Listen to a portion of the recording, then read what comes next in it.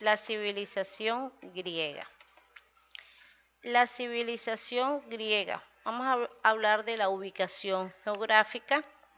Vemos que esta civilización se desarrolló en la península balcánica, a orillas del mar Mediterráneo.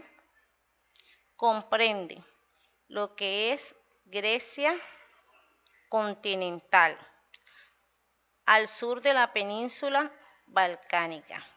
Grecia insular, todas las islas que están en el mar Egeo, el mar Adriático y el mar Jónico. Y Grecia asiática, que comprende Asia Menor, lo que antiguamente era el Imperio Persa, hoy en día es la actual Turquía. Periodos históricos de Grecia. La cultura prehelénicas. Aquí se desarrollaron dos culturas, una la cultura cretense y una la cultura micénica. En la época oscura, y después vienen las etapas históricas de Grecia, de desarrollo de Grecia. Tenemos la época arcaica, la época clásica y la época helenística, que vamos a ver más adelante. La civilización cretense se desarrolló en la isla de Creta, ubicada aquí en el mar Mediterráneo, esta isla. Se inicia esta civilización cretense o minoica, llamada así en honor al rey Minos, y su capital era Knossos. El rey Minos vivía en su palacio y dentro de este palacio habían unos laberintos donde se escondía un minotauro. Este minotauro tenía cabeza de toro y cuerpo de animal. Civilización micénica, llamada así por la ciudad de Micenas. Llegaron los primeros grupos indoeuropeos, los aqueos, los jónicos y los eolios. Conformaron pequeños reinos con ciudades resguardadas por grandes muros. Los grandes muros. Los dorios y otros pueblos indoeuropeos ponen fin a esta civilización, invaden y ponen fin a esta civilización. Queman gran parte de sus escrituras, de sus manuscritos, y desaparece la escritura de Grecia. Es la época oscura, donde no hay registro. Comenzamos ya los periodos de Grecia. Entonces, en Grecia arcaica, vamos a ver que aquí aparecen las primeras polis. ¿Qué eran estas polis? Eran unas ciudades, estados independientes, cada uno con su propio sistema de gobierno, leyes, ejército, moneda. En ellas se va a destacar dos grandes polis, como eran Esparta y Atenas. Durante esta época se introduce el alfabeto, pero también es importante destacar que se dan estas arquitecturas donde se hacían los palacios para los dioses. Todos estos palacios, la arquitectura que se manejaba en ese entonces eran los estilos dóricos, jónicos y corintios, que todavía en la actualidad en muchas ciudades se utilizan estas columnas. Este es el Partenón de Atenas. Entonces se dio durante la Grecia arcaica. La Grecia clásica.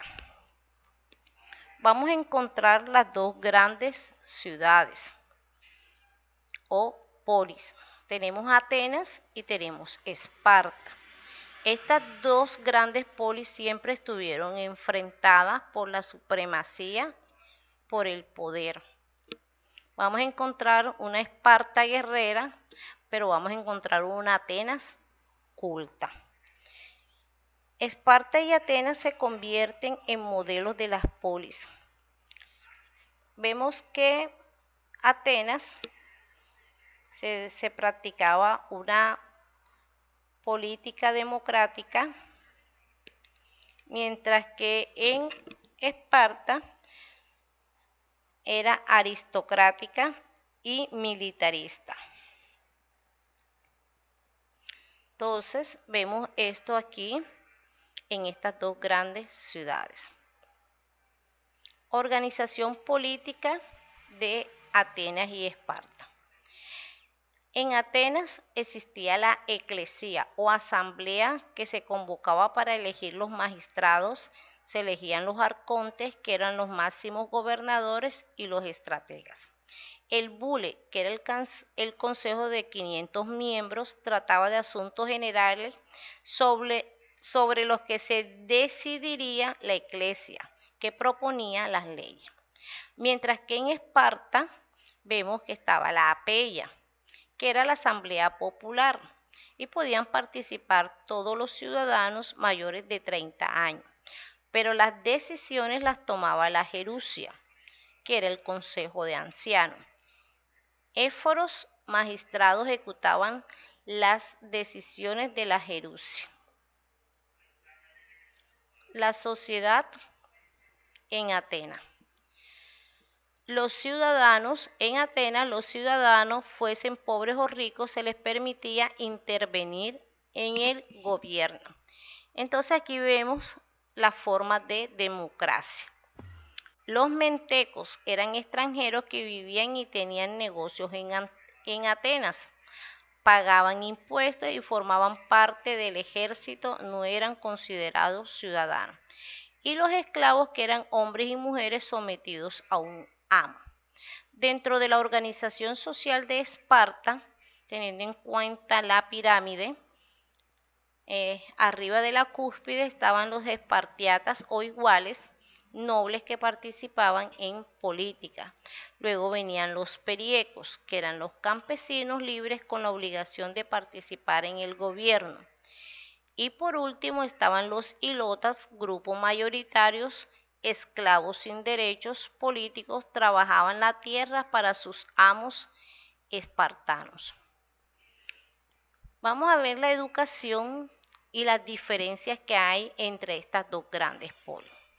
En Esparta, cuando un niño nacía, o sea, un niño varón nacía, un guerrero de espartano anciano examinaba al recién nacido y lo evaluaba para ver si era fuerte, si era saludable, y estaba con su mamá hasta los 7 años. A partir de los 7 años hasta toda su vida prácticamente pasaba a orden del Estado. A los de 7 a 18 años entraba en instrucción en el gimnasio. Se desarrollan los jóvenes en el desprecio y la crueldad. Desarrollaron lenguajes lacónicos, breves y concisos, propios, ¿verdad?, de los militares. Son breves y concisos. Se prestaban gran importancia a la educación física y militar. La educación estaba en manos del Estado. En Esparta desarrollaron un Estado militar. En Esparta los niños se preparaban desde los 7 años para la guerra. Eso era lo más importante para los espartanos. Nosotros hemos visto muchas películas en el cine, ¿verdad?, en la televisión, por ejemplo, Spartacus, Troya, donde muestran, ¿verdad?, los aguerridos espartanos. Mientras Atenas, la otra poli opuesta a Esparta, el hombre debía de ser perfecto en cuanto a lo físico y a lo moral. O sea que no solamente la persona era bonita de cara, sino que también internamente en su interior, en sus actos morales, debía ser hermoso.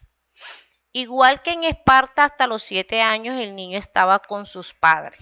A los 7 el niño ingresaba a la escuela con gramaticales, donde se les enseñaba a leer, escribir y contar. A los 13 y 14 años pasaban a la palestra, escuela de lucha, y practicaban el pentatlón. ¿Qué era el pentatlón? El pentatlón consistía en 5 eventos deportivos realizados en un día. Primero era la carrera a pie, 2 eran la jabalina, 3 el lanzamiento de disco, el cuarto era salto de longitud, el quinto la lucha griega. Hoy en día se sigue utilizando el pentatlón en los Juegos Olímpicos. La educación era privada y se desarrollaron las grandes ciencias, las matemáticas, la historia, la literatura y las artes.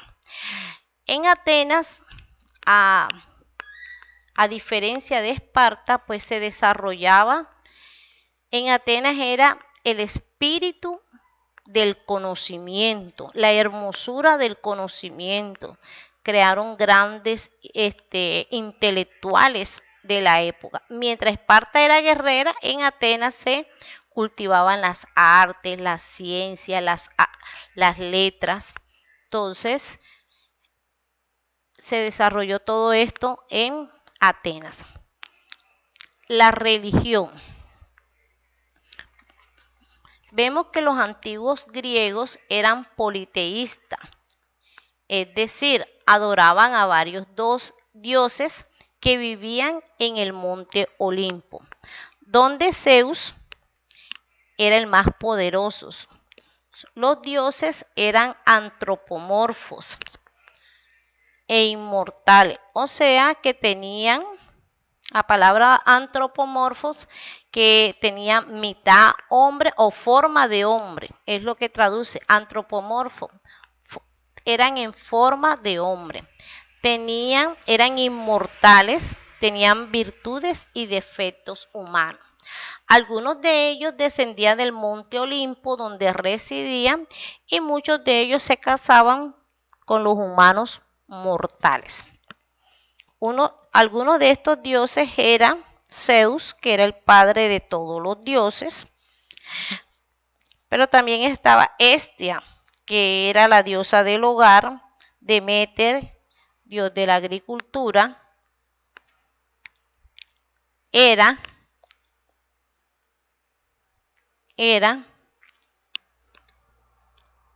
era la diosa de la familia, Zeus, o dios del rayo, Poseidón, dios del mar, Hades, dios del infierno, Hefesto, dios del fuego, Ares, dios de la guerra,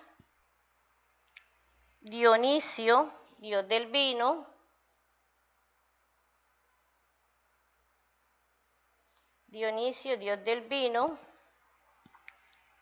Hermes, del comercio, Atenea, sabiduría, Artemisa, de la caza, Apolo, de la belleza, y Afrodita, la diosa del amor. Los aportes de los griegos a la humanidad. Vemos que en la geometría y en las matemáticas, los griegos se dedicaron a la enseñanza de las matemáticas y la geometría como campo de estudio a la par de la astronomía.